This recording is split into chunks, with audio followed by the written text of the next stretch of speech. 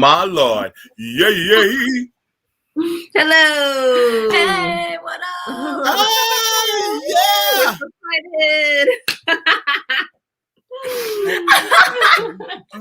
I literally was tired for like 1 second, and now that I've seen you, I'm like already awake. ready. This is what it's about, people. This is what we're going to do today. All right. I love it. Happy Black History Month. We ain't Yay. here. Let's get it on. Yo, I am so happy to have these warriors, these queens, these sisters on with me today. We have Keisha and Courtney Banks up in here. I am so glad to have them here today. Yo, I was looking forward to this for the entire week. Us too. I was like, what am I going to ask him? Am I going to ask him my usual questions? Am I going to add a little bit of something? I don't know. But by the way, anybody that's listening right now on the podcast form, you guys better get up in here on the YouTube version, because after 1 hour, I'm cutting it off and we're going to continue. So if you guys want to do that, come on over to the YouTube side of the force. But I'm just letting y'all know. Man, get in here. Hey, check it what's out. happening. It's a party over here, a party over there. Yo, how are you both doing today? I'm gonna say good. I think good. Yeah. Washed the dishes this morning. That was productive. Mhm. Took showers. That was good. That was a some plus. days. Productive. I washed my fake hair out yesterday, so that's ready to go. That's your real hair. This is my real hair, but I spent a lot of time yesterday washing my fake hair. That took longer than washing my real hair, but We're gonna try some braids. It ain't fake. Look, did you buy it? I did. It's Then gonna it's be your great. hair. It's gonna be long blonde twists, so it'll be something different, Ooh, I like We're it. gonna try. All right, No, I just want to thank say you. hello. I'm sorry. I said, we chilled. We looking forward to this. Yeah. Yes. All right, so I'm just gonna say hello to everybody that's in the chat. Miguel, good to see you. Uncle Warren, nice to see you as well. All right, who else is in here? Cape Socialist, hello to you, good person. Jenna, lots of love. Tony, what's up? Good to see you. All right, we have our people in here in the comments and in the chat. Good to see you all. Now, if any of y'all are not privy to this information, what the hell have y'all been? The Bank sisters, Courtney and Keisha, have their own channel on YouTube. And if you're not subscribed to them, I highly recommend that you do so.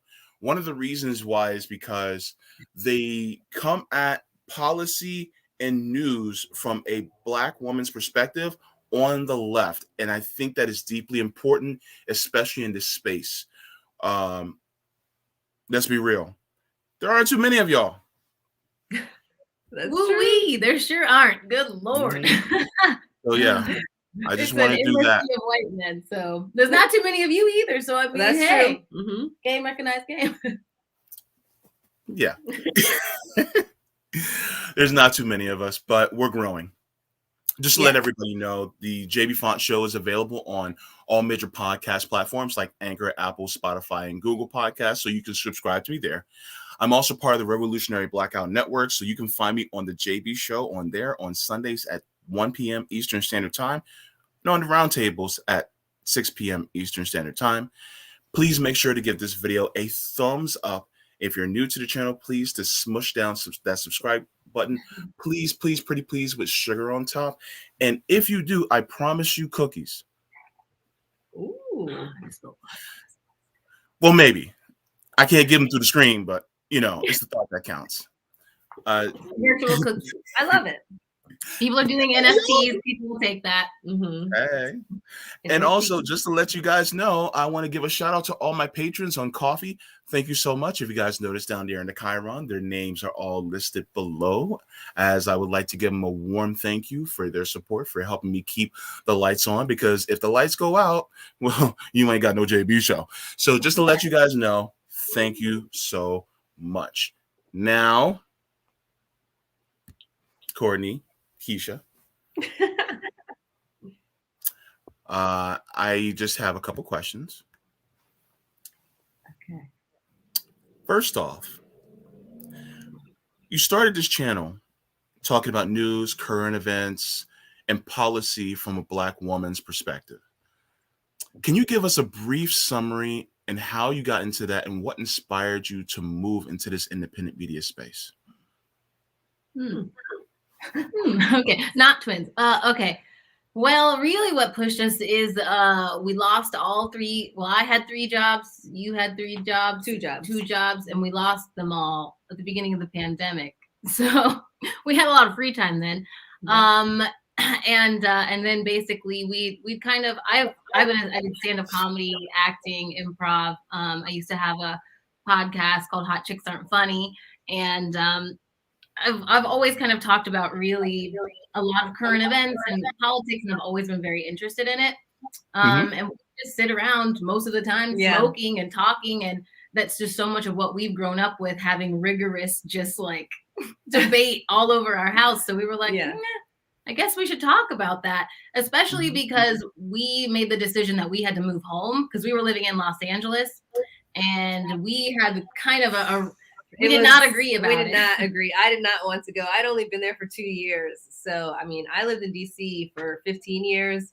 So, I mean, I guess that's kind of, so I was always just around politics all the time. Everyone talks about politics. I had a friend who like worked, on CNN and like, and then I dated a guy who was the political like photographer. Oh, I didn't know about that. Oh, he's a photographer. So like, I don't know, it's just everywhere. And then, and yeah, like you said, like we just talk about it all the time at home anyways.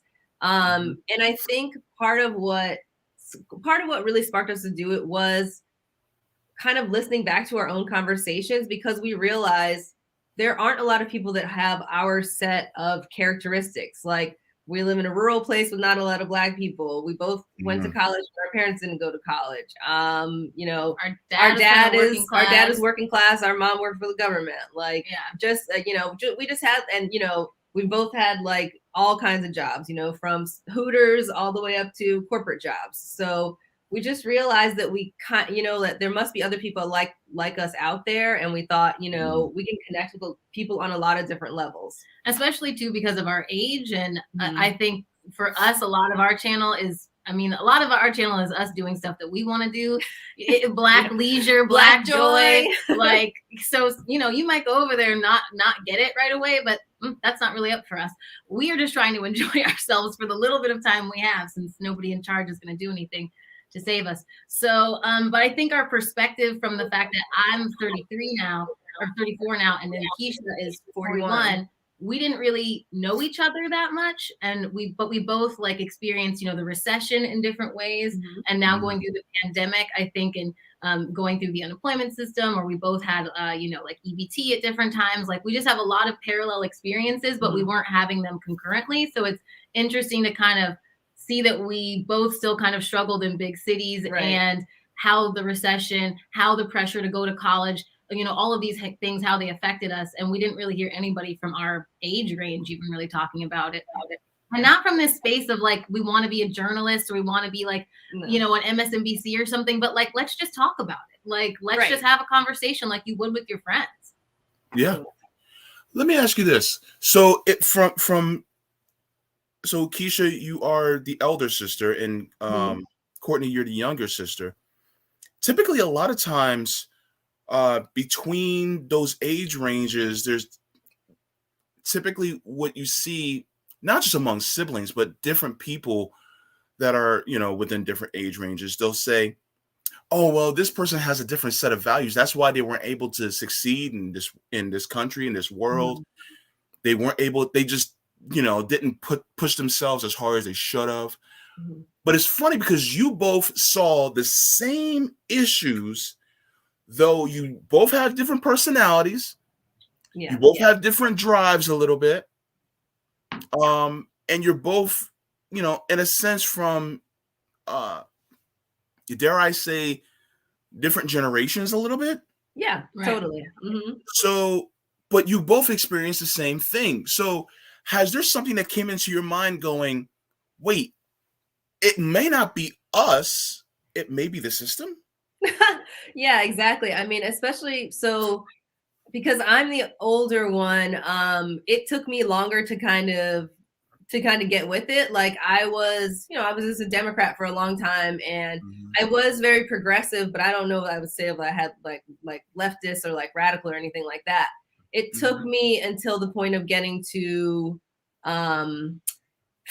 just like having nervous breakdowns and having all of these like terrible things happen to me like through my job situations to really look back and think like, oh, well, why is it that I've gone to college, I've done all these things, I've taken extra classes, I've improved myself all these different ways, and I still don't make that much money, or I still don't have a 401k, or I wasn't offered these certain things. Yeah, and then as far as court's concerned, I just had we would talk over the phone, and I just thought she was doing fine. Like I had no idea what was going on in her work life, really.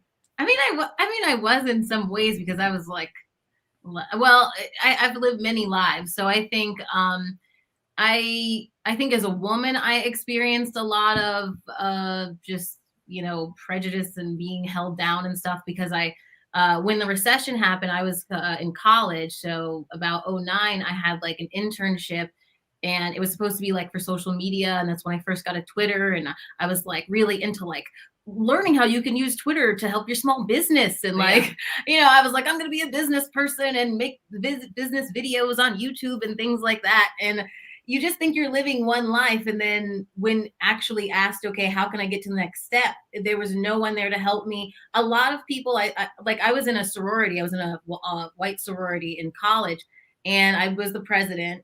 And so I had a lot of relationship with our advisor.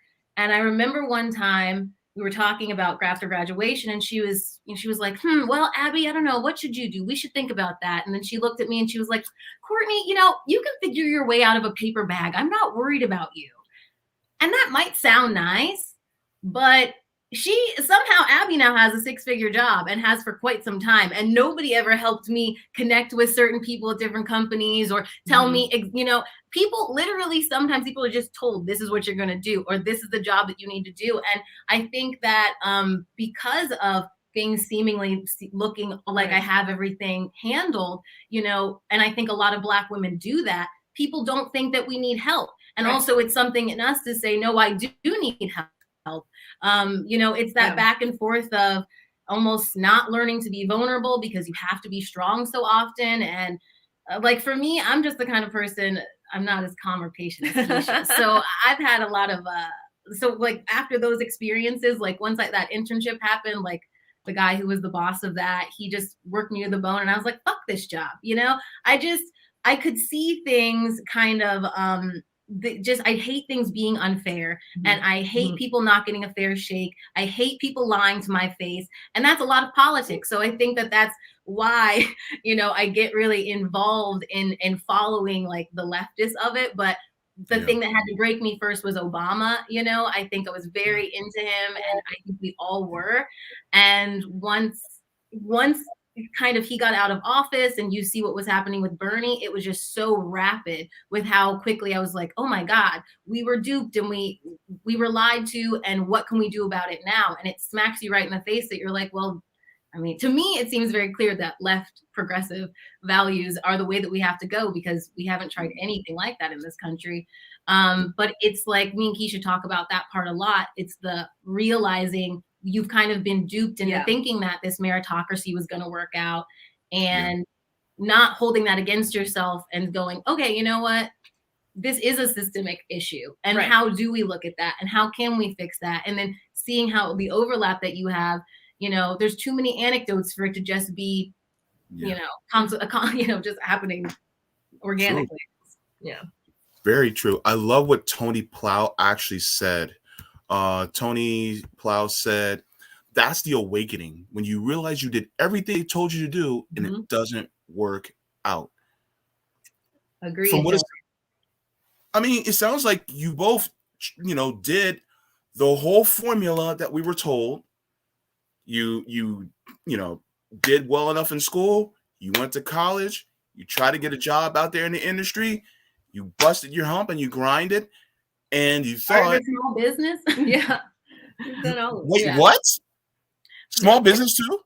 Yeah, when I was right after I left that company that was like just using me because all these small startups were, me and the other girl that interned there, we started our own kind of video production company. And our goal was to help retain young professionals in Columbus, Ohio, because I went to Ohio State.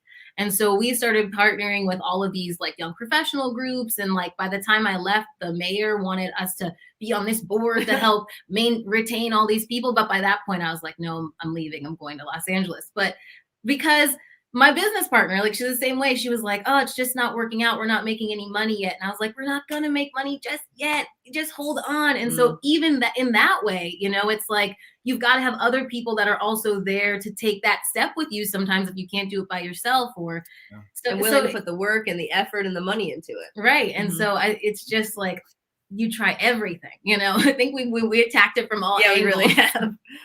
You know, it's funny. You know, Courtney, when you said that a sorority sister said that you can find your way out of a paper bag, that was a very individualistic statement. And I find it funny because, you know, you get a lot of people who will say that to you and try to promote individualism, but then they use collectivism to get higher up in job positions. Because I remember when I was going for a job and I had to get a job coach because, you know, it was a program for disabled people so that we can get jobs. And she said, James, it's not about what you know, it's who you know that gets you into the business. And so it was basically, to me, it was like, I could be the most qualified person, but if the person doesn't know me, I'm not getting in there. And that's kind of collectivist in nature. It's like, well, that person is going to assist you in helping you get to where you need to go. But how are you going to uphold an individualistic type of mindset when you're using collectivism just to get ahead? Does that make, am I explaining that kind of right? Does that make kind of sense? Yeah. I mean, it's the idea when you realize like there is no meritocracy and everything is nepotism and everything is like somebody getting a handout or being helped.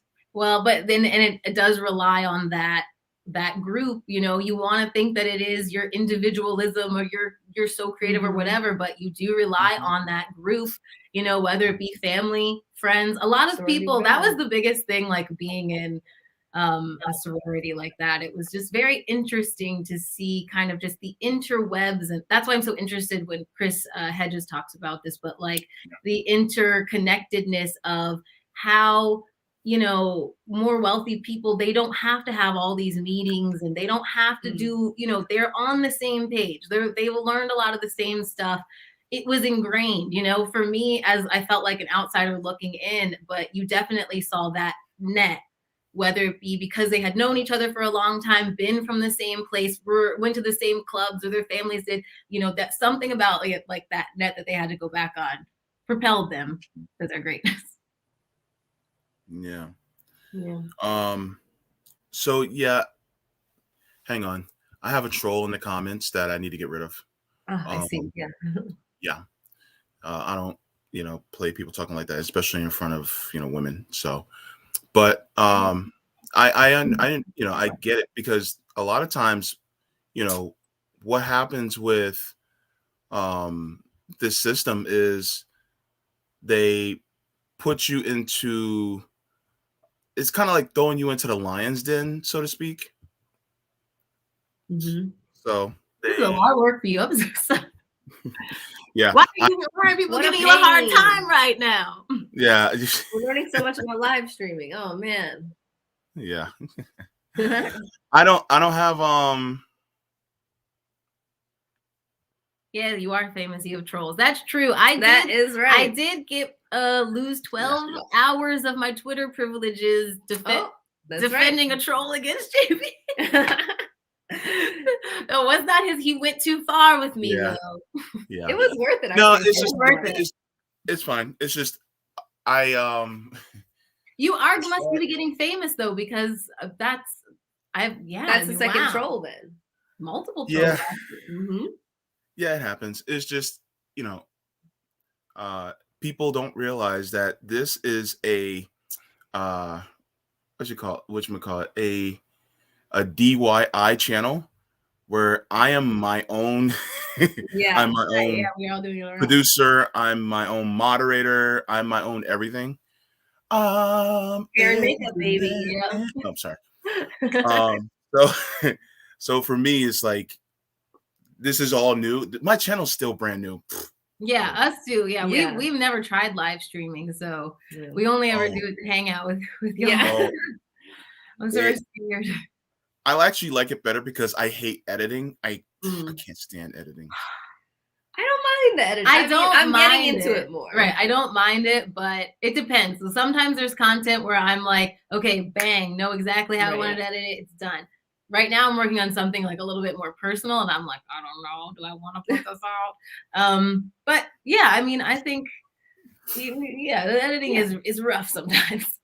All of this is a lot of work. It's a lot of work. Yeah. And they keep making new social media things for you to do or adding new posts or polls or whatever. And you're like, am I supposed to be doing that? We have to make shorts now. Like it's rough. Yeah. You know what? This is still hitting me that this is actually what Raziel the Great said. It's still hitting me that it's like, am I a business owner now? Like, am I an entrepreneur in that sense? And it's like, I guess, I don't know, but it's kind of weird when you think about it because I'm just like, I never truly wanted to be an entrepreneur. Mm-hmm. But in a sense that the way capitalists put it, for instance, I wouldn't mind owning a piece of the company that I work for, Right. In that aspect. But to have to own it all and run it all with all the stresses that come with it, that's something that I didn't want, Well, that's like textbook being a person trying to get a job or working or anything right now. I feel like say the same thing. Everybody has to be like a media mogul for themselves to be like hireable for anything. It's so crazy. I went to school for like journalism or communications, and I feel like I should have been a professional athlete or a model or something if I wanted to actually be a host of something. Like you have to like build this whole, you have to come with a huge audience, and now you have to, know every single device, Snapchat, do a podcast and have a channel. It's a lot. We have to be, too many jacks of all trades. But also, it's also interesting how they're pushing everyone into this like gig-based economy. Like everyone has to have everyone's got to have a bunch of gigs rather than just having one job that either gives you health insurance or the government gives us health insurance, and you just like, don't have to stress yourself. I feel like people, they push so hard, like, look, I would love to have my own little company too, but it is a lot of work, and it's hard to chase people down to get your money, and it's hard to make enough money off of Fiverr to pay your rent. So, that's one of the big conversations about jobs, I think, that really got us kicked off in terms of like on our podcast. We have a podcast called This Is Bullshit. And we talk about it a lot on our channels too, but just the future of jobs and that how much you have to how much you have to do just to have, like, you can't just have a job and walk away from it. You can't just like punch a clock and be done and then like, maybe get a little portion of the company or something for your productivity. I also feel like they push Black people a lot to have to be entrepreneurs. And that's one thing we always talk about is like, why can't we just chill?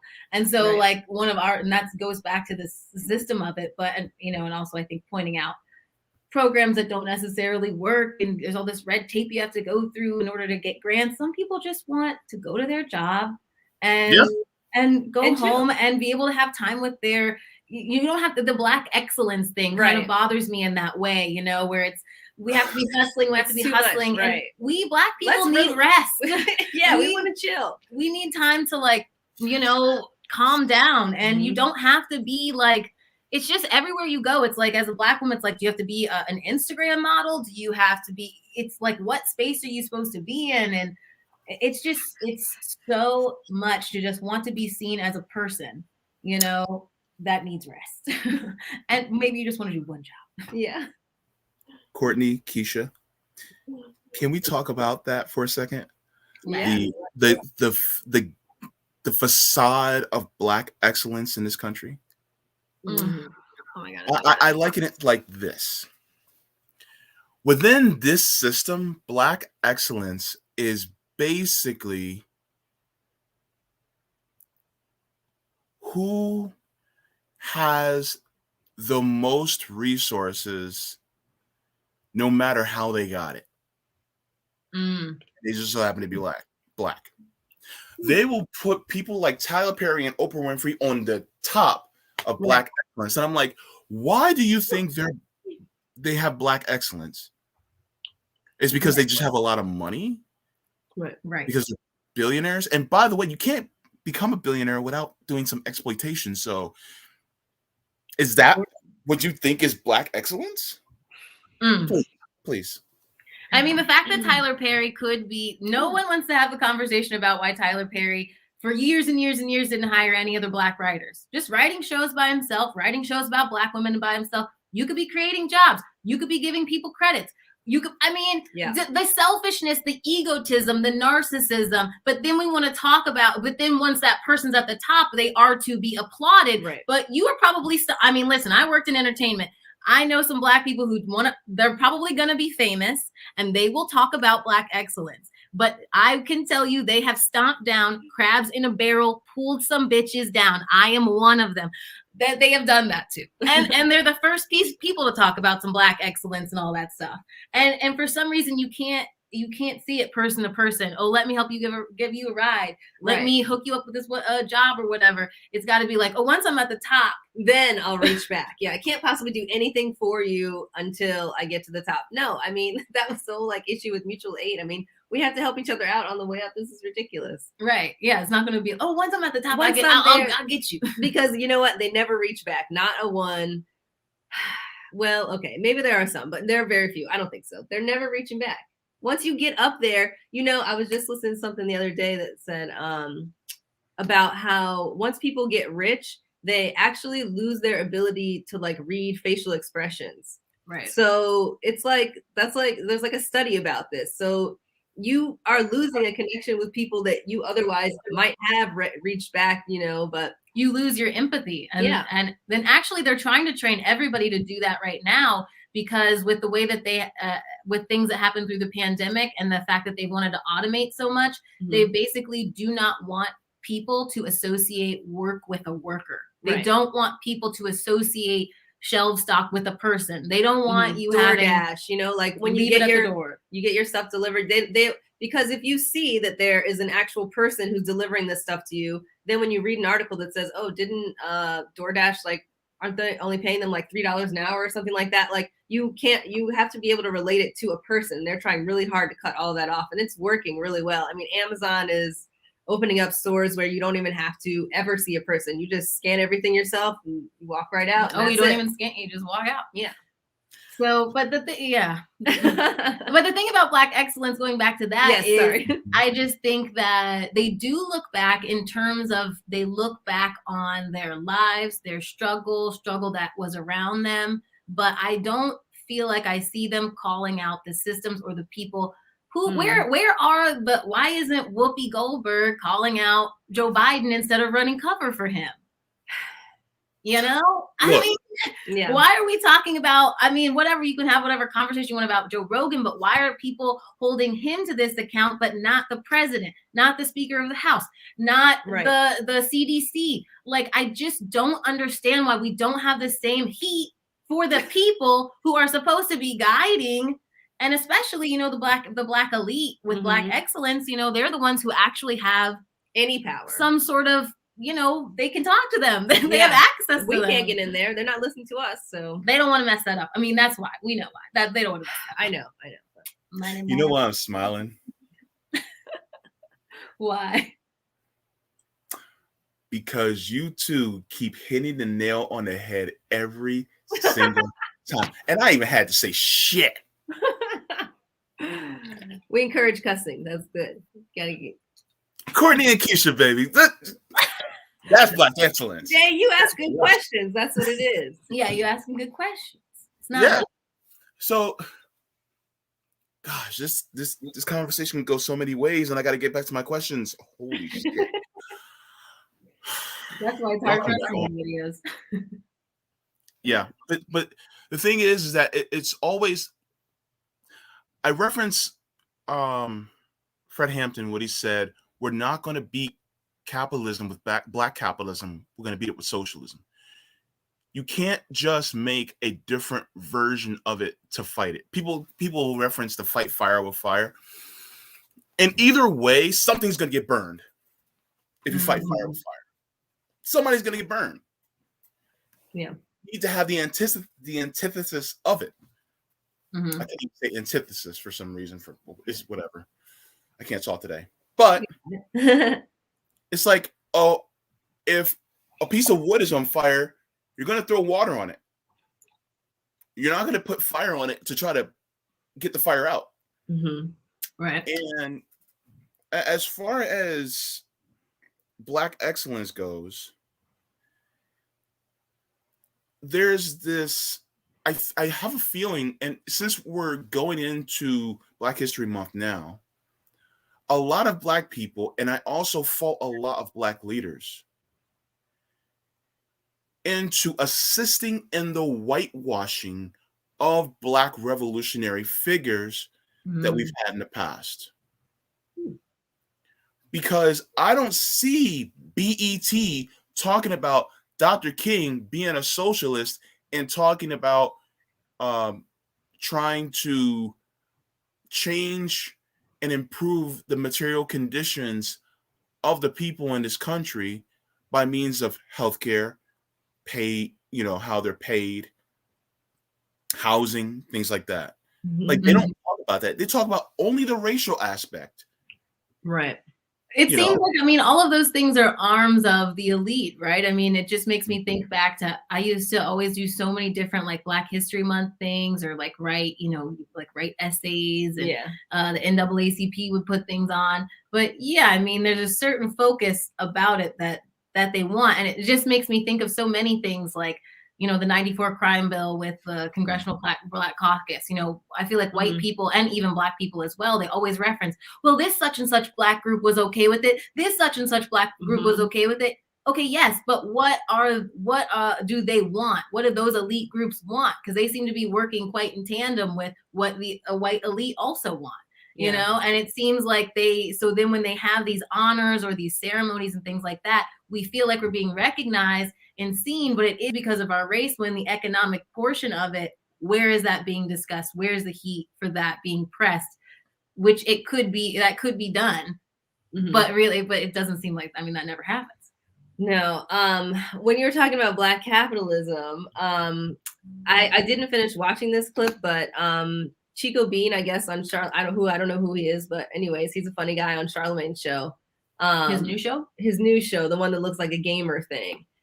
He was interviewing some professor who was talking specifically about Black capitalism. And I wish I could have watched the whole thing, but the way the professor was talking about it was crazy to me. Like, exactly what you're saying about throwing wood onto the fire. Like, he just had this idea that we could Black capitalism our way out of it. Like, he did mention how, of course, in other cultures, they're very good at like only hiring their own people, keeping their money within their communities and their, as Black people, we've been trained not to do that. So that's not, we can try as much as we can now, but we're so far behind. So it's got to be socialism. It can't be this crazy Black capitalism where only a few Black people are gaining a ton of wealth. And then what? Like, are they disseminating it to all the other Black people? Like, this doesn't make any sense. Like, it needs to come from a government point of view. It can't be this capitalism bullshit. Yeah. And somebody's always going to be in like in our position. Like, even if we were to claw our way out, which we can't, we're so far behind financially. Like, they look at how many tactics they use just to get us to this point. You know, when we did try black capitalism, they burned down those cities and those towns and those industries, you know, or they'll steal an idea, or they'll, you know, I mean, there's so many different things different ways. They created an entire industrial, you know, prison system in order to hold us back. I mean, that's and use our labor for free. So I mean, it's you know, it's got to be socialism, because it's any other way. It does seem like, yeah, they're gonna find ways to pick that apart. Yeah, definitely. Thank you so much for that. Yeah, because I'm tired of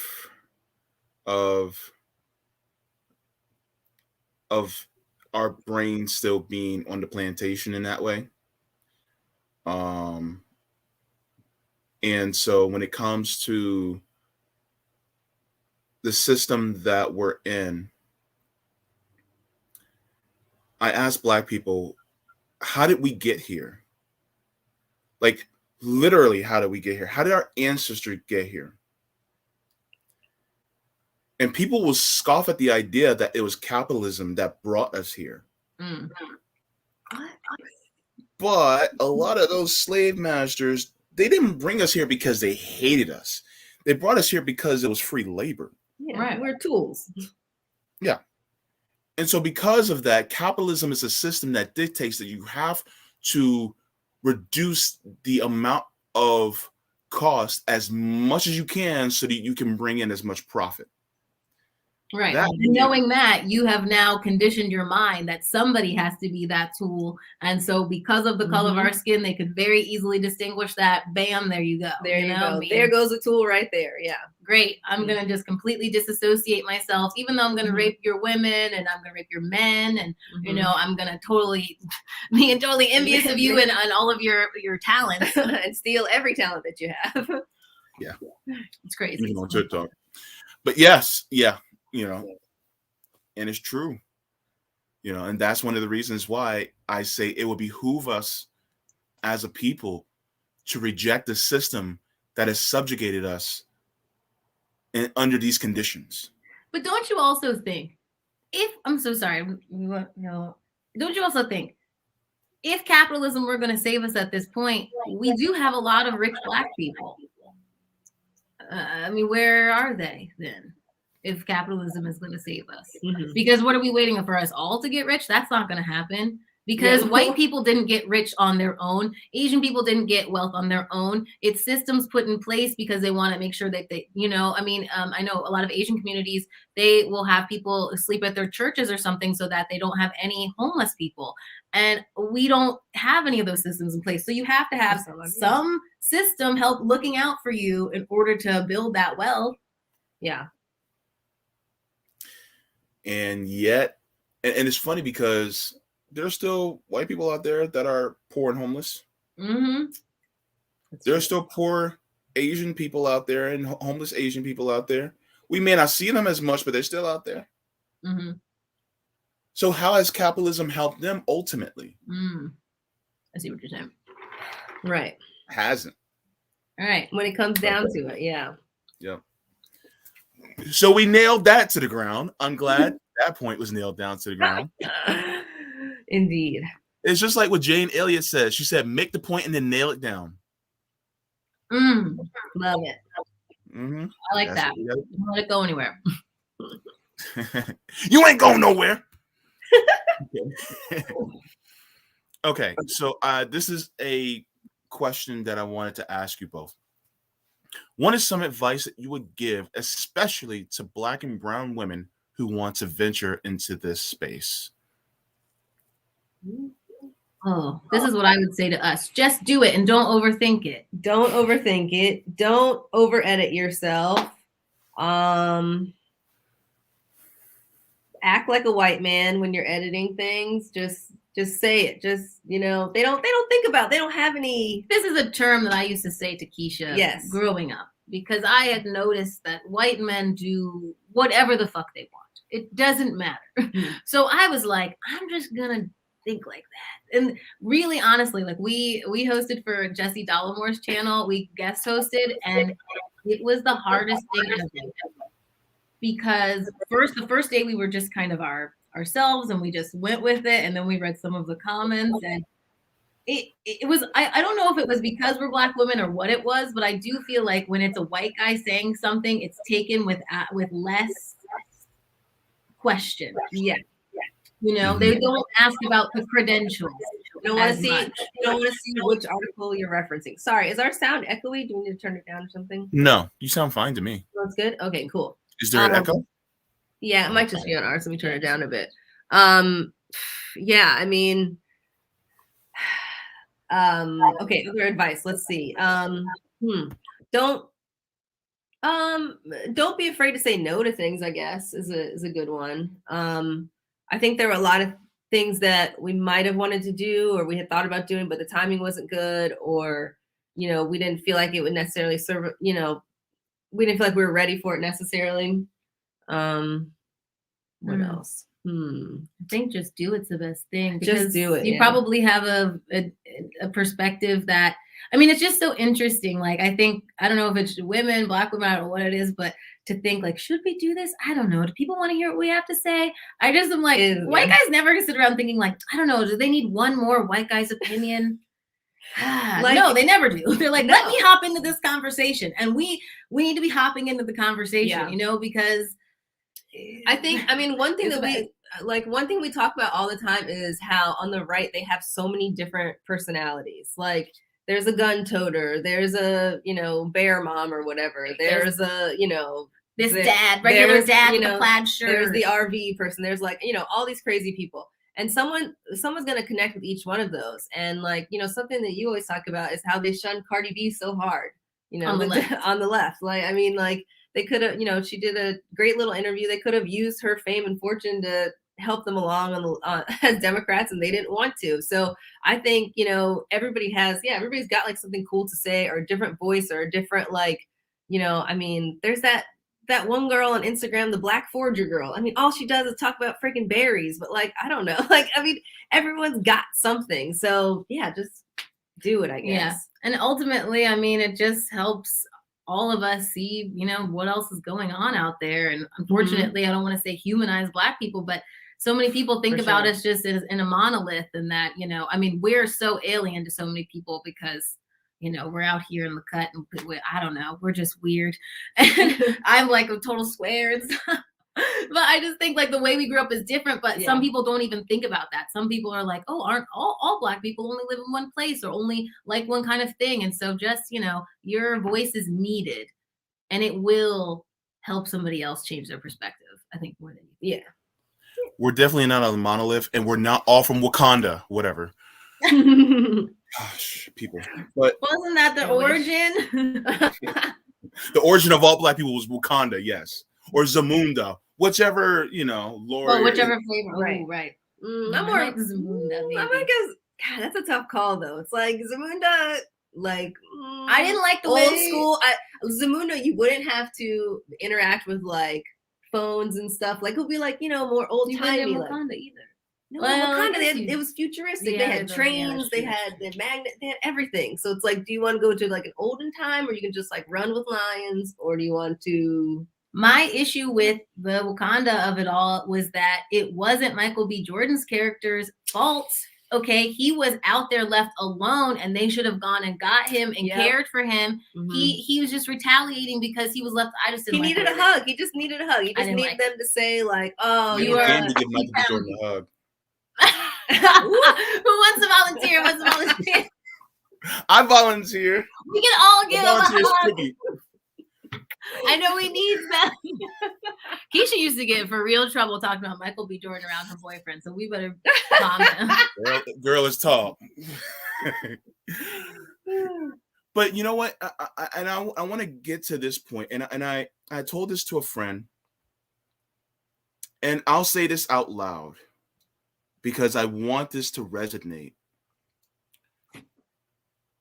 Especially not just to women, but to also Black women and brown women.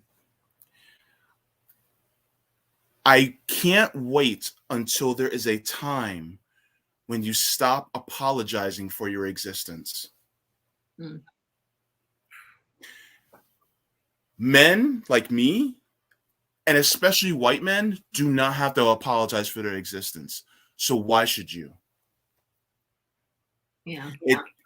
There is no reason to, because ultimately we all came from black women anyway, if you really want to be real about it. Exactly. So I that's one of the things that I think that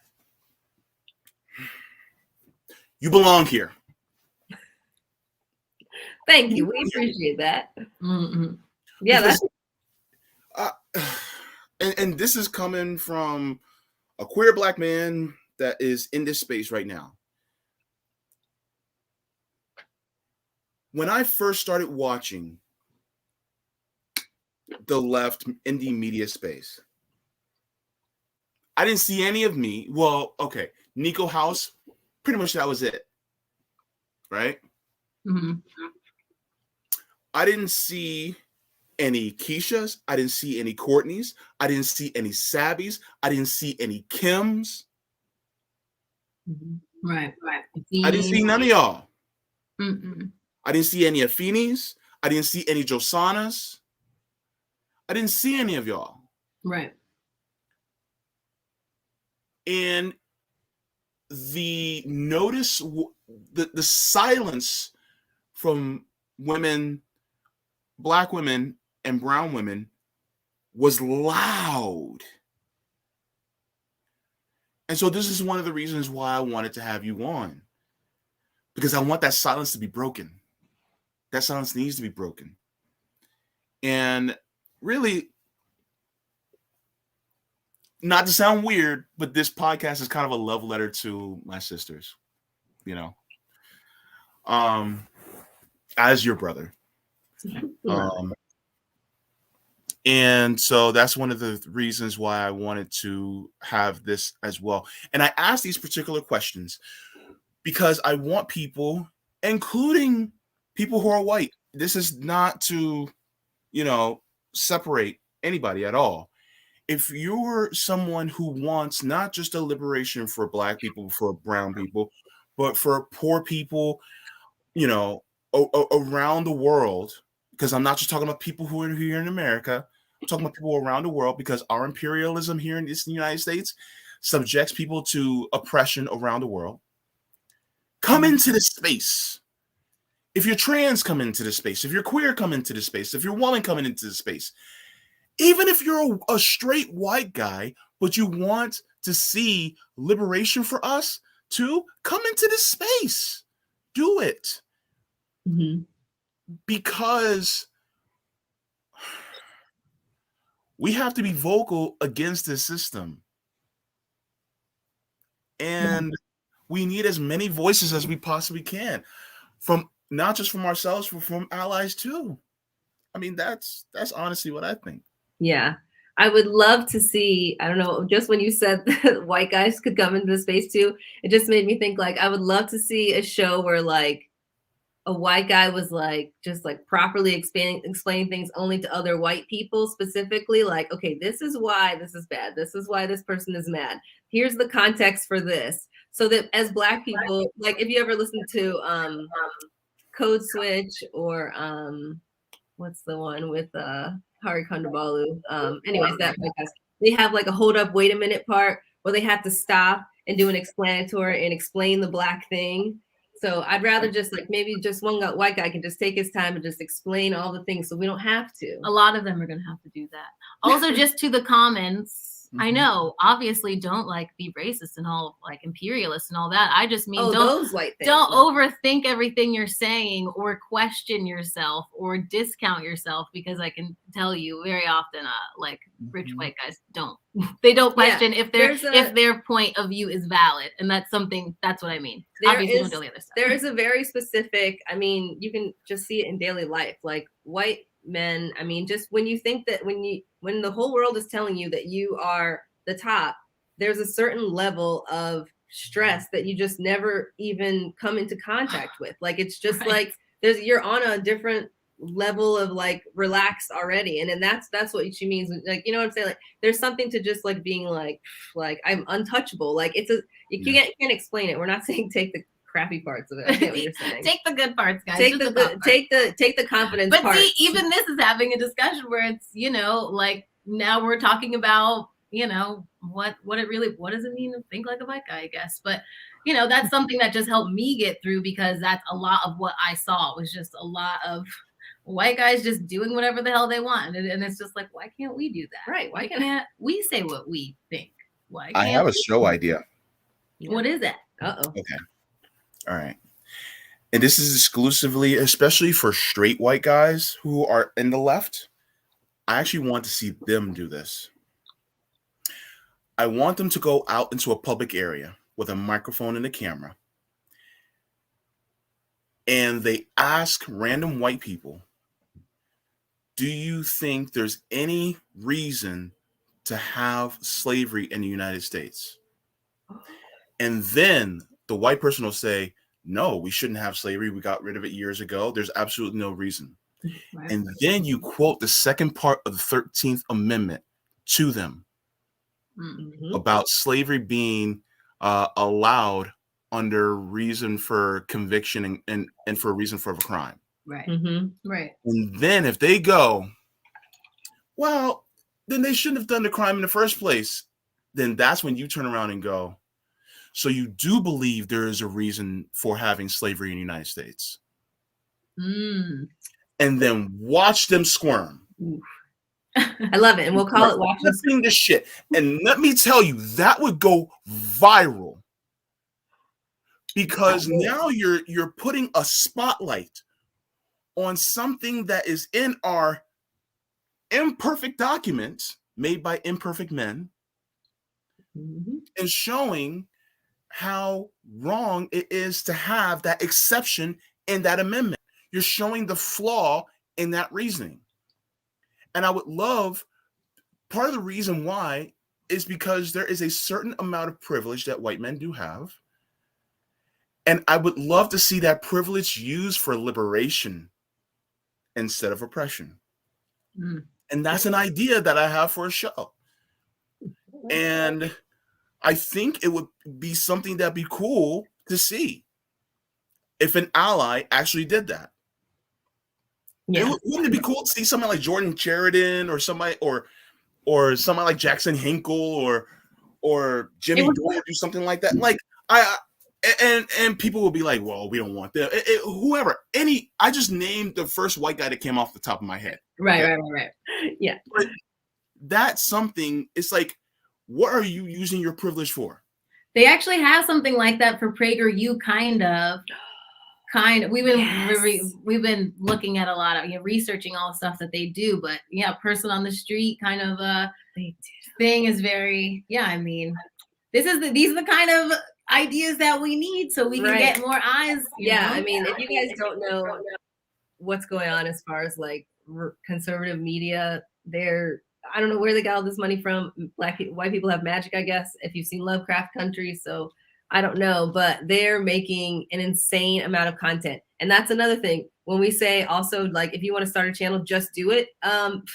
Really, if you look at the kind of stuff that's out there, like there are very many different levels of quality and production value and all that. So, that's another level of just do it. I mean, conservative media has some stuff out like on their crazy PragerU channel that is terrible animation. It's just really, they're taking every opportunity to reach out to people. They don't care how they do it. They are just getting it done. Right. They have children's books. If anybody wants to start making a children's book for the left, please get on that. Yeah, but they have a show that's kind of like that one that you're talking about, Jay, on the Daily Wire. And I mean, yikes. Yeah, they would have to actually interact with people. That's the scariest part. Yep. It's gonna be a brave white man who's gonna do that. Hey, but you know what? That's how we'll get to heaven, I guess. Get your points in, Yeah. Margot, I love you. Margot's my homie. She's in the chat too. I love Margot. She's awesome. But yeah, you know what? I think that would be an idea for a show. Anybody that's listening right now on the podcast form, we're approaching an hour. So if you guys want to listen to the rest of this, well, y'all better get on the YouTube side. But for you guys that are listening on the podcast episode, I'll see y'all later. So I had to cut that off, but because it's going to cut off anyway. But yeah, I mean, we ventured a little off, but that was so good. I just love it. Tangent. Man, I'm happy y'all here. Okay, so we're gonna get into policy a little bit, and this is going to be. I know this is going to be a good answer to this question. I'm so excited. Okay, let me ask the question. JB, stop it. Stop it. Just ask the question, damn it. Okay, this is a hypothetical question. I've asked every single one of my guests this. I want to ask you two this. There is either a President Courtney or a President Keisha in the United States. It's January 20th. It is your inauguration day. What are the first 3 actions you're taking as president within your first 100 days? Start off with Keisha. Oh, with me? Dang it. I'm not as good as policy and stuff, of course. Okay. Huh? Yeah, you go first now. You don't know? I don't. Okay. I would just go back and forth. I would say off the top of my head, if we were still in the pandemic, I would try to enact Medicare for all through an emergency act of some kind. Yep. And then also, I would say I would do legalize marijuana and expunge all the records and let everybody out who's in for weed. That would be a good one. Non-violent, of course. Obviously, cancel 50,000 student debt. Do it immediately. Easy. That's 3. Some sort of federal jobs program. If there's an if there were a way I could do an executive order to do a federal jobs program, I would figure out a way to do that. Like like fun jobs. You mean like planting trees? And, we would have people out there planting trees. You know, you get out there, go get a little group camp, see all the national parks, go on around, clean up the forestry, go paint some fences and stuff. You know, like not everybody has to be going to college. You know, definitely start some kind of vocational program. Or I mean, what a big miss during this pandemic. I was just thinking about this yesterday. I was listening to some podcasts and like, I mean, they're crying, you know, I shouldn't say they're crying, but people are concerned that kids are losing so much through the pandemic. Like, you know, losing one semester is like losing a year and a half or something like that. So what a missed opportunity that all of these kids who maybe didn't want to be on Zoom, didn't want to be, aren't getting anything out of actually going to school, are ending up going to school and like sitting in an auditorium and doing nothing, you know, because there's not enough teachers. Why not give some of these kids an opportunity to be like, okay, I want to learn to be a plumber. I want to learn to be a mechanic. I want to learn to be like whatever. Because we already know that we're going to have a shortage of all of these things because everyone had to freaking go to college. So none of us know how to do anything, which is why a lot of stuff because the apocalypse is coming. Yeah. I mean, they demonize people working with their hands. So now we're going to really need people who know how to do this stuff. And we should be, I mean, that's investing in infrastructure. Like that is another piece of that, you know, like that's another piece of our healthcare infrastructure and making sure we have nurses and doctors and all of these things. So yeah, I mean, we've got to make sure that's when America was cool. I always felt like when like people could, you know, we had a lot of mechanics and people were all kind of blue collar. Like that was the best. All those like 80s movies when they were like in 70s. Unions and stuff and like fighting the man. Like that was a good time. That was peak America. Yo. Okay. So you two are women after my own heart because I've been saying the same things for a long time. There's an oversaturation of degrees in this country and an undersaturation of vocational abilities. Yeah, true. Not that degrees aren't important. They have their place. But how many people do you see going to school to be an electrician? Not enough. Or a mason? Or a welder? Right.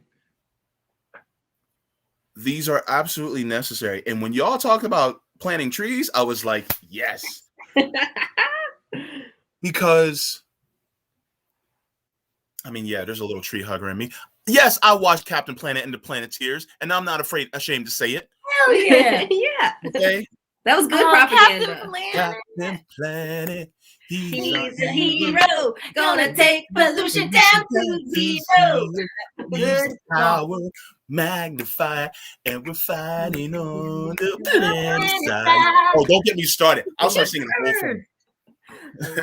Good job. Things. Yo, don't get me started. But I mean, parts of that, of what you were saying, especially about like a federal jobs guarantee, jobs program, things like that, would mean that instead of basically tearing down other countries abroad, part of that jobs program to me will be taking all the military bases down. Yes. All over 800 of them, and telling all the soldiers, come home. You guys aren't needed there anymore. Don't worry about the oil fields. Nope, we're good. Bring them on home. And then your new assignment, give me your rifle. Here's a shovel. We're planting trees. Yeah. Our war is against climate change. And that's it. Army Corps of Engineers, we're getting this thing done. You guys are going to be building up brand new things that need to be done as far as this country goes. We need dams, we need irrigation, we need solar power. There's so many things we could be doing. They could also be doing classes, teaching people what to do, because the reality is we're going to have climate disasters. So how prepared do people need to be? And we're just leaving our citizens, up shit's creek. Yep. I'd say a 20-year jobs program where the focus is going to be extremely heavy on engineering as well as vocational training. And of course, free college across the board, but I'm going to have recruiters. I'm going to have electrician recruiters. I'm going to have welding recruiters. I'm going to have people who work and look, if you want to keep the auto industry, in the meantime, for right now, I'm like, okay, but you guys are going to get heavy tax on anything that has an internal combustion engine, and you're going to get subsidies for whenever you create an all electric vehicle. And then everybody's going to get a subsidy for an electric vehicle, but I'm going to put heavy emphasis on just mass transit. Yeah. Yes, please. Oh my God. I mean, how far behind we are with even just any train system or, oh my God, it's embarrassing. It's embarrassing. It's really bad. Yeah. And for my people who are in rural areas, they may still need an internal combustion engine because rural areas, it's kind of hard for them. Yeah, I don't think we're. If we need those, in very small portions for the rural areas, then okay, fine. But for the big population areas, we're moving to electric. And, it's just, that's one of the things I think. Margot said women make excellent welders. I bet. Attention to detail. Yeah. And finesse. Hell yeah. Hell yeah. And shit, you don't think I'm going to have them recruiting a lot of women for these jobs? Come on. Definitely. Okay, I don't want girls going, well, they're for welding. I'm not going to go. No, you go. Electrician, you're a girl, go into that field. That's why we try to put so much different stuff in our YouTube channel, because we've always been, our dad was a drywaller. I would always, you'd pick me up from school and you'd sit on his cooler in the middle of his work truck. No seat. There's no seatbelt. There's no seat there. Yeah. And you go to the work sites and you see all this stuff. Like, we always loved working with our hands. It's just that it was pushed on us that you have to go to college. And that's why we try to, show that you can be feminine, but also be, lots of women like doing stuff, composting and, whatever the hell we're doing out there. I don't know what we're doing, but trying to be preppers of some kind. But something. Yeah. It's so important to have these things. It makes me think, like, if we had that kind of investment in these kind of jobs, so many other towns would not maybe have dwindled and died the way that they did. You know what I mean? There's some places, oh, this was the only guy who could do this one thing and then he died, and then that guy's gone, or, you know, you got to move somewhere else to get more industry because nobody else has any other kind of trade. The more that you could, you know, have a variety of trades and then people are not relying on just on one industry, I mean, that would be so much more helpful, but that's not tend to what we do. Yeah. Rely on one company for a whole town. Usually. Yeah, true. Kohler. Yeah. Yikes, that was terrifying. Oh yeah, they had them. I worked for a company that was like that. They had their own. I worked for Kohler, and they had their own whole town. It was very creepy. What? Like, yeah, Kohler, Wisconsin it was built specifically for that company, and there was a whole compound. I mean, they have their own schools, they have their own post office, they have their own doctors, they have everything. And when it first started, he would hire a lot of immigrants, and then he would like teach them how to speak English, and like sponsor them or whatever, you know, to have them here. And he like built up this like weird little like immigrant workforce. And then he also, you know, has a captive audience because everything you need is in this town. So why do you ever have to leave this town? Like it's like a weird, scary cult. Like there's a lot of big companies that are like that. Like Marriott is like that too. Like there's a gas station and childcare and all this stuff on the campus so that, you know, when you're working 60 hours a week or whatever, you know, you still see your kid because they're right downstairs. I mean, wow. That's interesting. Yeah. Some sorry to bother you kind of shit, you know? Oh, my favorite movie. That was a movie. Great movie. Can we... All right, I'm going to be bad on my program for a second. Uh-oh. Can we agree that Lakeith Stanfield is fine as hell? I'm sorry. Yes, he's pretty cute. He's a little skinny for my taste. Yeah, he's a little skinny. He's a little skinny. But he's very cute and amazing actor. Yeah. Oof, wow, he is good. And he seems like a cool guy. Like he seems like he would be as cool as his characters. I don't know. Yeah. I see that. Yeah. Now, let me get to the next question before I get myself in trouble. I ain't getting myself in trouble. No. Don't do it. It's a setup. You two are my accomplices if I ever get, you know, in trouble. Us in the crime. It was Courtney and Keisha. They're the ones that pushed me in that direction. Damn. Mama, I'm sorry. Okay. Bad influence. Whoops. Okay, so what is one thing that you want to double down on in 2022?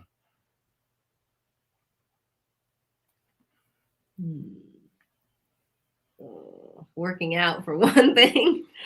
I want to double. I didn't go anywhere before, so I don't. You can't double zero, but I just want to go see some things. You know, that would be nice and connect with, you know, people. There's so many pieces of America that I haven't seen, and I feel like we're still kind of in this pandemic, and I guess for me and for us, like so much of my life has been just putting my head down and working and like thinking, okay, well, I don't have to take a vacation because, well, one, I can't afford it, but one day I'll be able to afford it if I just keep working. And now I feel like, you know, we already uprooted our lives and live with our parents. So if we can get any money, if we make any little bit of money, I kind of just want to see some things. Yeah.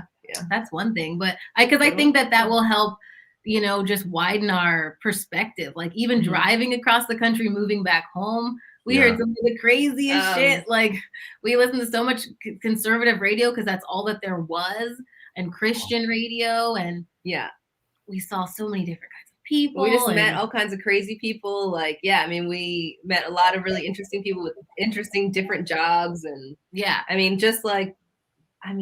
some more of the country, that would be good. And we could still do our interviews and all that. I just love that you can take the internet anywhere. But I do think, you know, we mainly stay at home with our parents. So, you know, I think there definitely is something to being out there. Like, I mean, I love what Jordan Charlton does. Not that we're trying to be journalists like that or anything, but just there's something to going out and seeing what the news is talking about, seeing people that, it's very different connecting on that level. Even if you're not doing a news story about it, if you go visit a place just to see, because, everybody has their own spin on something until you see something with your own eyes. So that's true. And having more freedom of movement within the country would help out so much with that. Being able to experience, different people from different areas. I would like to travel. It's just financially, it's not easy for me. And okay, so I had this idea. I have a lot of ideas. Ooh, okay. So, and capitalists are going to hate me for this idea, but it's whatever. I don't care. Cappy's going to hate. But I think that we should have a mass transit system, high-speed mass transit system here in the United States that is free at the point of service. Why not? You can just jump on and go to where you need to. All right. It runs often, and you don't even need to get a ticket. You just get on, and you go to where you need to get to. Like, say, for instance, say you live, way outside the city, but you want to work inside the city. You can still live out there, go to that station, jump on the mass transit, take a high-speed rail there, end up there, and then just jump back. And the money is paid with federal dollars. Turn Amtrak into that.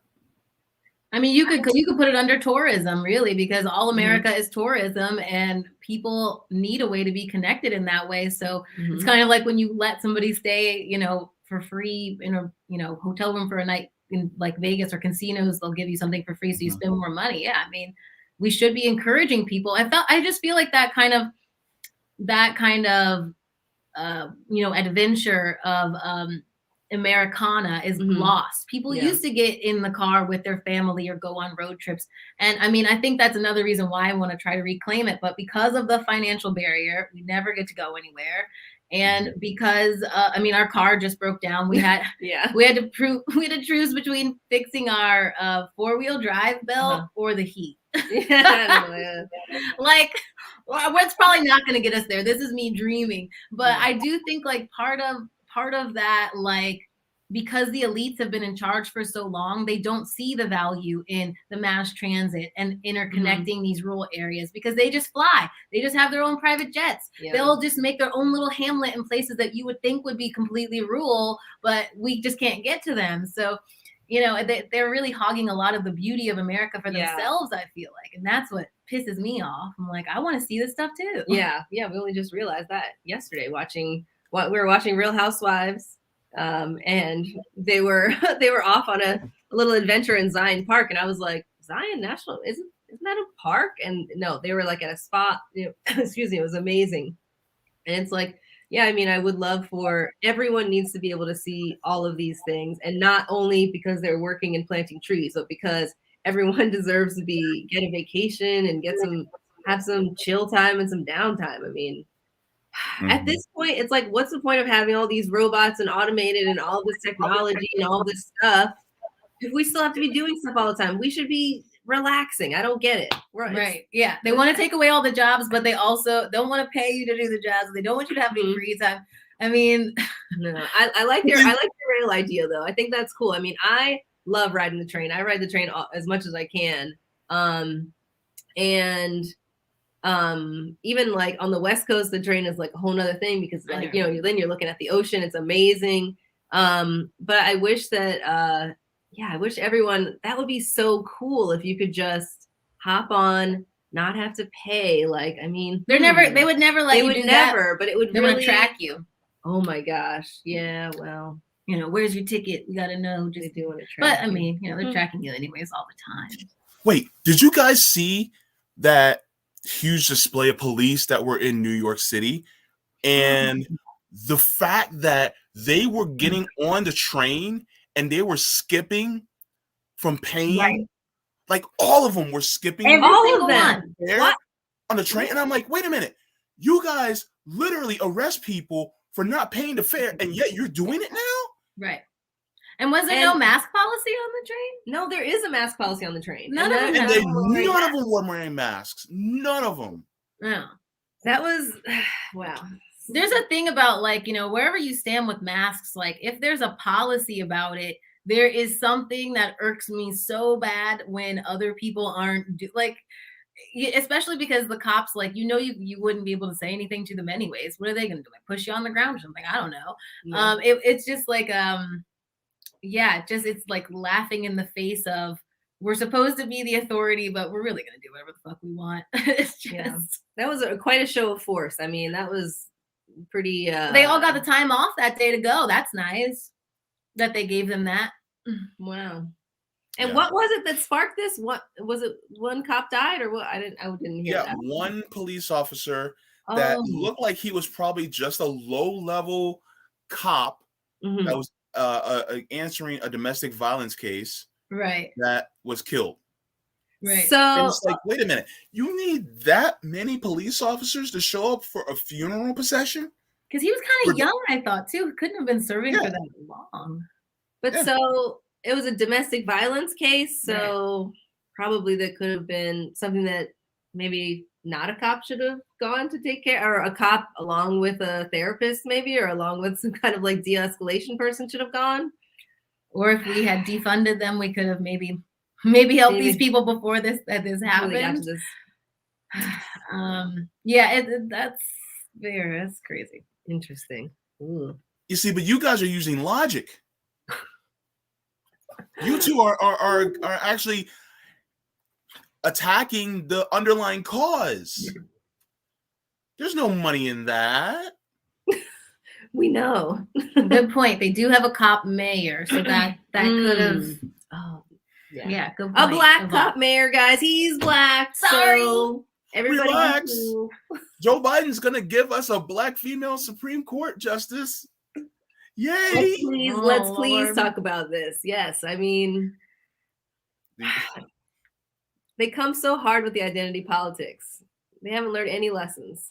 I mean, this is, it's just like, why not just have done it rather than make it this prominent? Especially, we would listen to a podcast the other day where they were talking about how Clyburn ran back during one of the final debate before South Carolina and basically told him, you better say that you're going to pick a black woman, because he knew how much it meant to black people for him to say it, which just how do you not see? I don't see how people trust Clyburn or wouldn't see him as such just one of the worst actors. He takes some of the most money from health insurance companies and stuff like that. But to know, for him to be a black man and to know to play the identity politics would have won is so nefarious to me.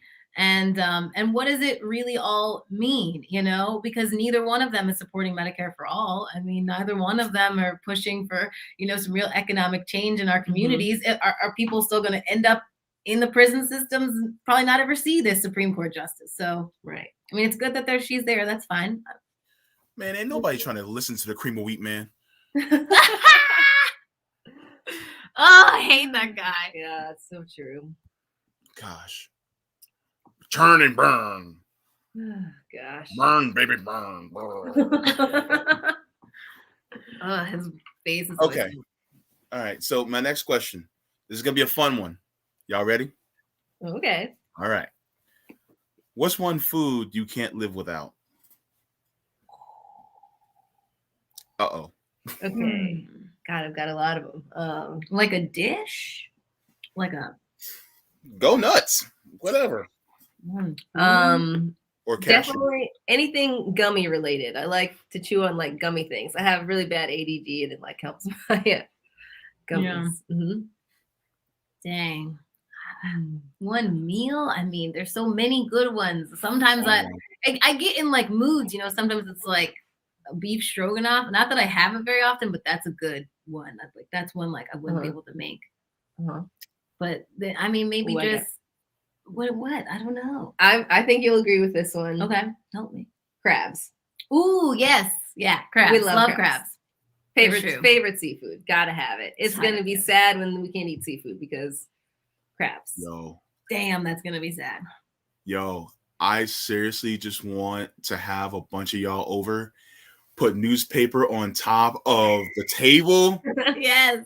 Take some crab with some corn and some potatoes and some shrimp and just dump it on top of there. That's the best. And we're gonna have crab juice dripping all the way down to our elbows. Oh my God. Pieces of crab meat on a lip. Oh, we gotta be careful because we got some hair there, so it'll get caught up in there like Perfect. I was thinking of lasagna too. Yeah. By the way, after I'm done with this stream, I'm getting up in the kitchen. I'm making some beef stew, y'all. Ooh, I love a beef stew. Good idea. Yeah, that's nice and hearty. It's gonna be good. That's good. Oh, dang, I'm getting hungry now. I know. Yeah. What are we gonna? If you think you're hungry now, wait until tonight, gal. Love it. We're also going to need a leftist karaoke show. Maybe you two can host it. Doing a cooking segment on my channel. Thinking about it. You know who I want to really do a cooking segment with, though? I want to do one with Josana. Oh, yeah. You know she got some good dishes from Brazil. That's probably true. You're right. She probably does. That's probably true. Oh, I want to do one with her. Good idea. We're gonna meet up one day, and we're gonna put a camera up in the kitchen. Do it. Watch. Dang, I'm already jealous. Oh, yeah. We're gonna do that thing. Oh, and Omar, just to let you guys know, if you guys haven't watched my first interview with Sabby on his channel, she actually talks about how she loves lasagna. That's right, Sabby. I'm putting you out there, girl. Lasagna. I love Sabby. Y'all get her lasagna for her birthday. I don't know when her birthday is, but I think it's gonna be soon. So get her lasagna or love it. Something. It's a good idea. Mm-hmm. Okay. Now, I don't want to get y'all in trouble because I know y'all stay with your parents, but it's gonna be whatever. Uh-oh. It's okay. They can't hear. They're far away. Yeah. Good. Yes. What's y'all favorite curse word? Fuck, definitely. Fuck for sure. Yeah. Definitely fuck. Yeah. It's so universal. You can use it in so many different ways. Yes. Yeah. Exactly. I like the ka. I like ka. I like it. It's got all the good things. Mm-hmm. You can say it kind of like, fuck, you know, you can say it kind of like really like when you're mad. I mean, it works in so many ways. I love. Yeah. So I've said it in various different forms, especially in ones where I'm just like, oh, come on, in that way.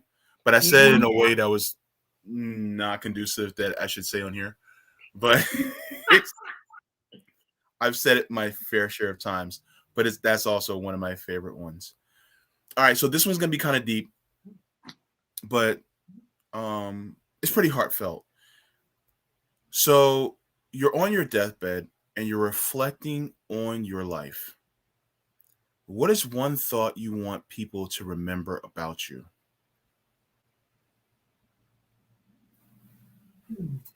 I want people to remember that I'm honest and sit up for truth. That's my biggest thing. Mm-hmm. Mm-hmm. Mm-hmm. That's good.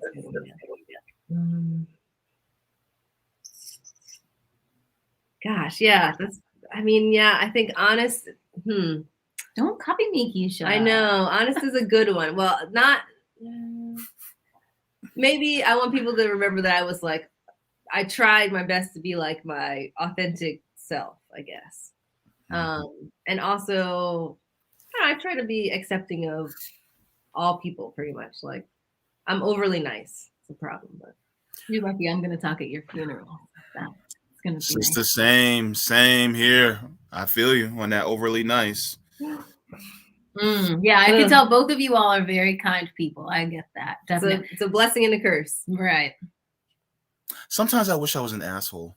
Oh, God, all the time I wish I was an asshole. It seems like they just have just a simpler, easier life. And it's just like...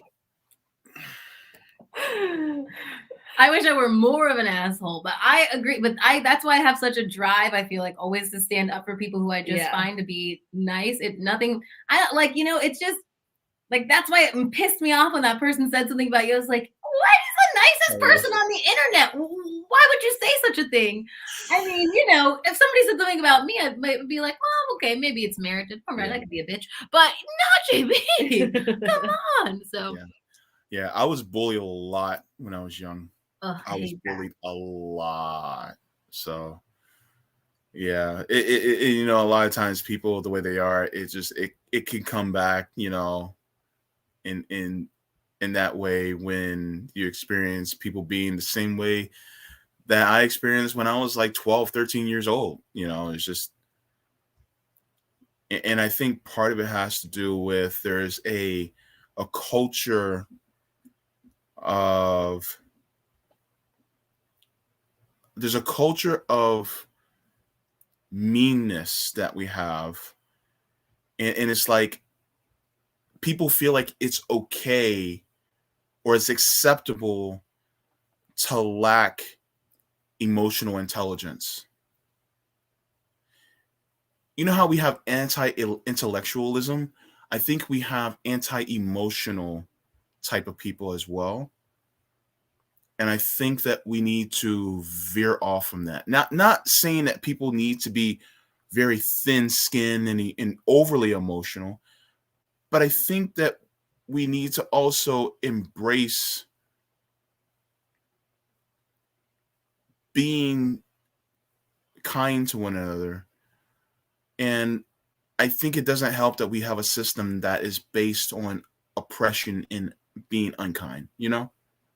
Yeah, that's what I was going to say. It's probably where most of it comes from is the, you know, individualism that they try to hammer into us so that we think that we're on our own.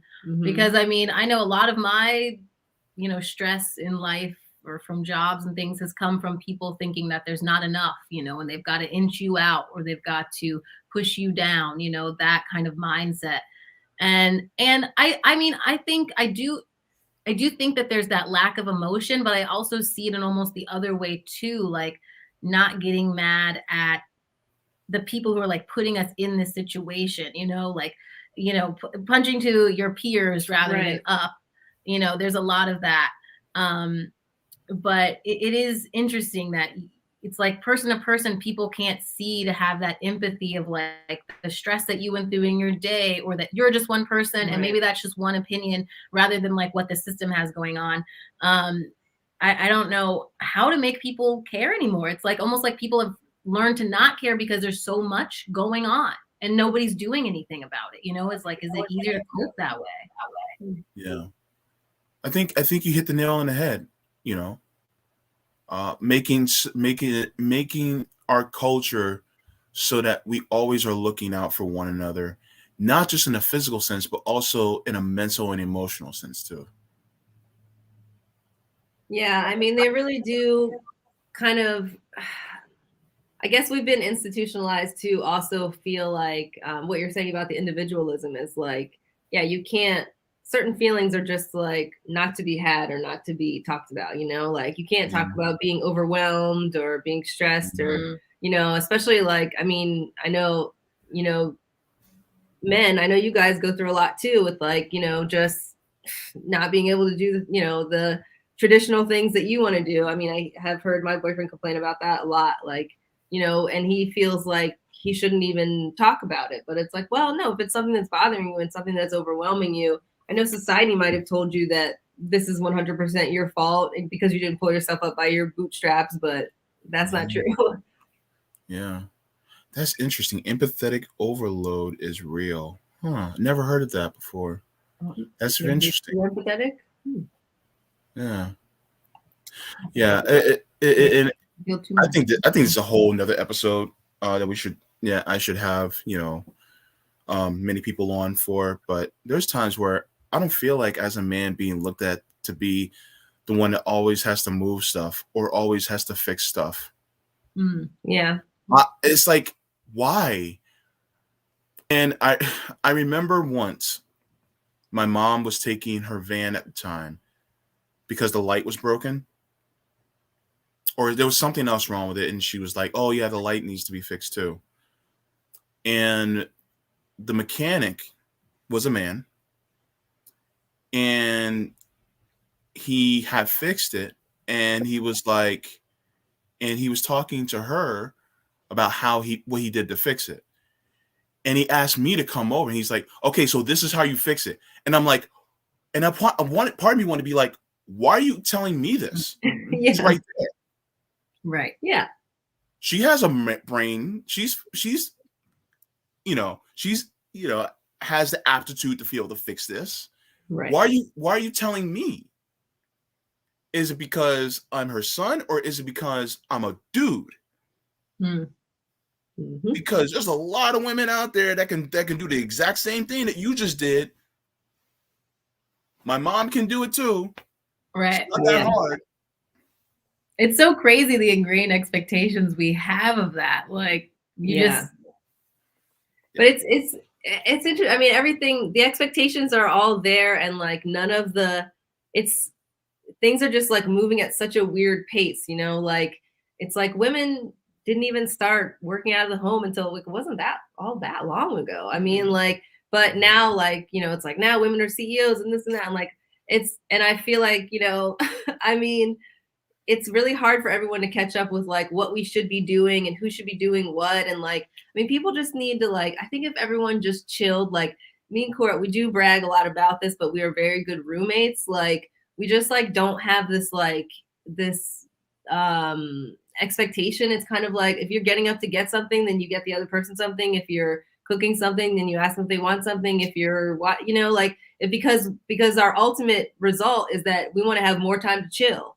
So it's kind of like, you know, people, it doesn't matter if you're a man or a woman or whatever. Like if we all kind of just had this more like chill, collectivism, what are you doing? Like social, like I'll handle this over here. And that's so interesting because in our family, I always thought we were so progressive, but because our mom went to work all the time, and then our dad, since he did drywall and stuff, he had more free time, so he always picked us up and, you know, took us to school and things like that.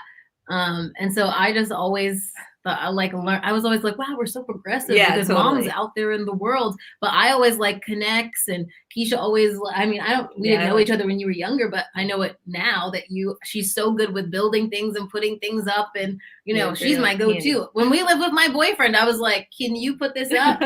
Because that's her skill. My boyfriend he cooks, you know, so like just so you miss out on so much of what people can offer when you're limited to these, you know, old ways of thinking. And especially because I think we should be trying to live in communes. I mean, that's probably I just don't see where else society is going to go. Like things are going bad, and if you don't have some sort of net that you can create that the government's clearly not going to, you know, step in and do, you know, you've got to have a system where you've got people who have a lot of different skills, you know, and I think maybe that's the way to go with an economy. We're just trying to be prepared. Yeah.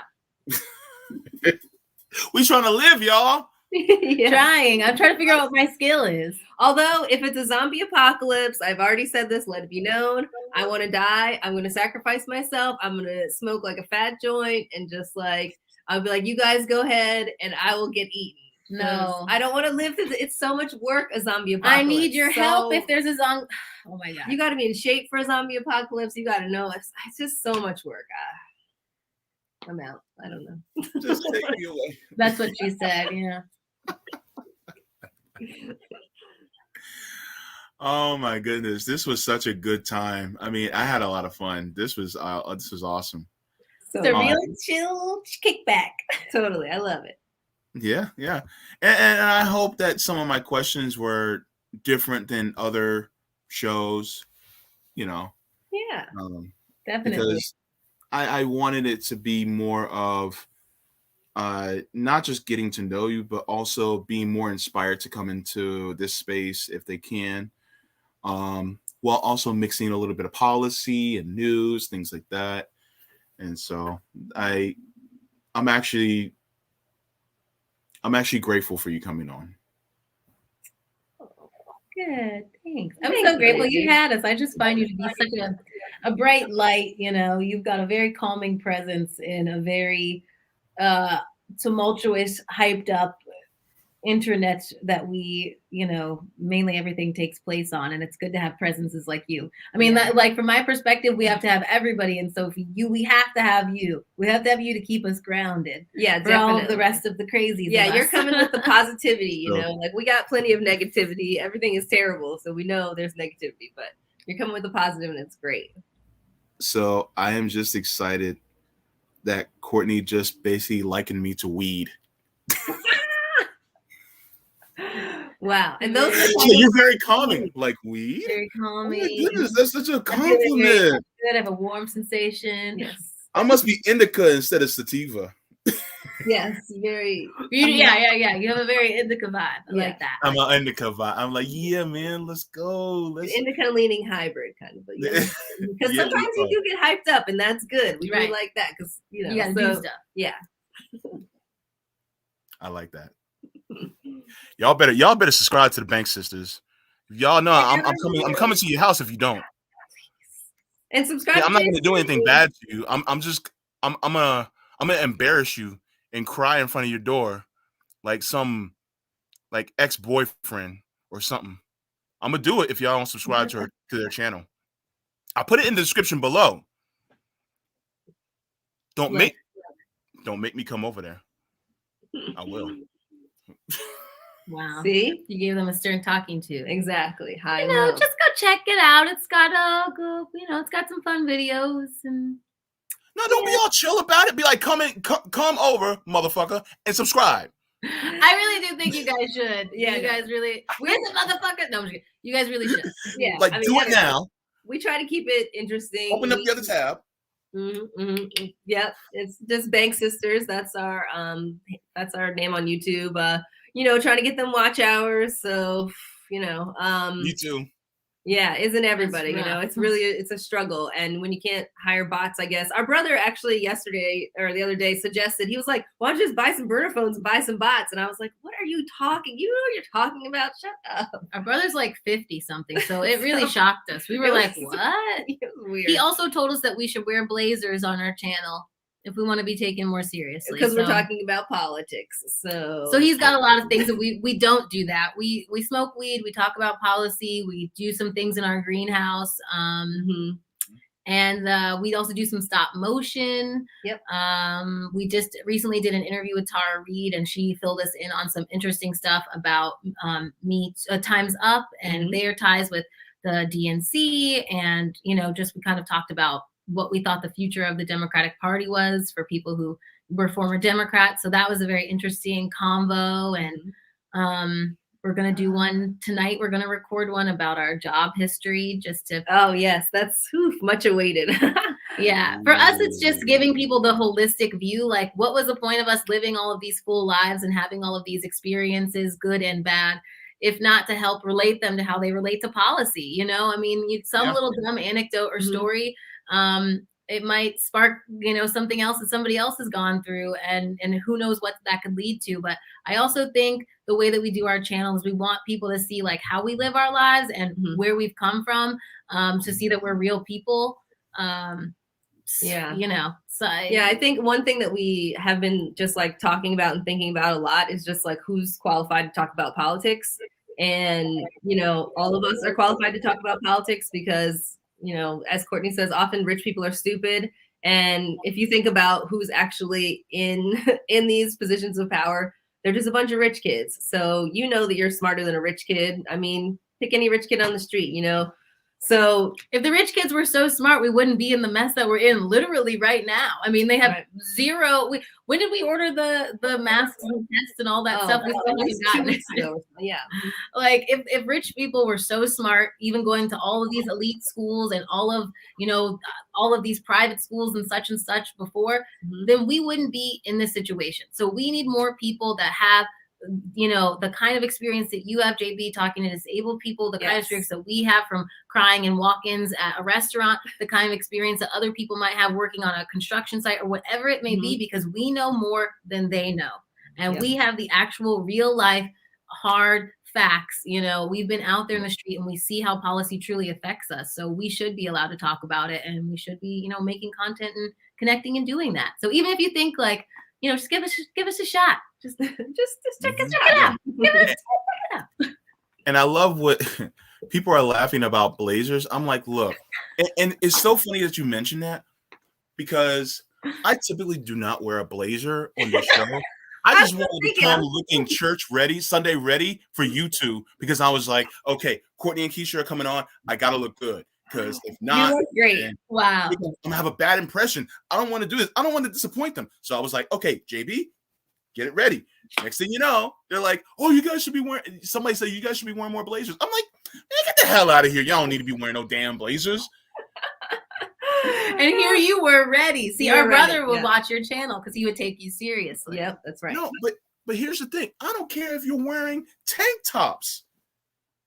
It's about what you're saying and what you're talking about. Yeah, exactly. Yeah. It does do something to shock the mind to have people who, everybody's seen news in the same way, and people buttoned up, and people, saying the proper terminology, or, just being so smug or whatever about it. And I think, the way that we all talk to each other, there's so many more solutions that you can come up with, because we're just having a dialogue, and it's not about, always being so right, but really let's find a solution. Seriously. Yeah. I can give you solutions shirtless. It may shock you, but you'll get the solutions anyway. That's gonna get some eyes. But hey, you got to get eyes on the screen. Okay, so whatever you got to do. Oh no, they don't want to see what JB working with. You already put it out there now. Episode. No, I am not here to make the populace blind. Okay,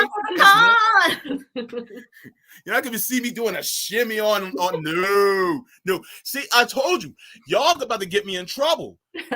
That's what you guys came on this show just to get me in trouble. We're gonna get you in trouble. We're gonna talk him into doing his show shirtless. That was your idea. I'm gonna blame both of y'all. I'm gonna say y'all by name. I'm like, it was Courtney and Keisha Banks. Mm-mm. I'm getting so flustered right now. I almost forgot your name. I love it. Do this, and next thing you know, people from RBN are gonna be like, JB, what the hell would you think? Like, I can see Sabby going, JB. The people are ready. They're waiting for Rome would be like, go JB, go. Yeah, I know. Yeah. See, everyone's got their niche, guys. I can see him cheering me on too. He'd be like, do it, man, do it. I love that. Love it. Oh Lord. For my shirt. I like that. That's good. What in the hell goes on in my brain sometimes? I wonder. It's okay. We're gonna have to do a lefty calendar for fundraising of some. Yes. Oh, definitely. Yeah, let's do all of the things, all of them. Let's try everything. We need this money, so let's do it. I'd be crazy enough to do it too. Yeah, we're gonna figure this out. Yeah. When we go across the country, we'll have to bring a camera, and then we'll put Shirtless James, brought to you by the Best. Love it. We'll produce the whole show, no problem. Collecting money at the door too. Hey, we gotta pay for it. Court was a church usher. She's ready. Did you bring your one so we can make it rain? Oh, you just bought coins? Just throw the coins at him. Oh, You're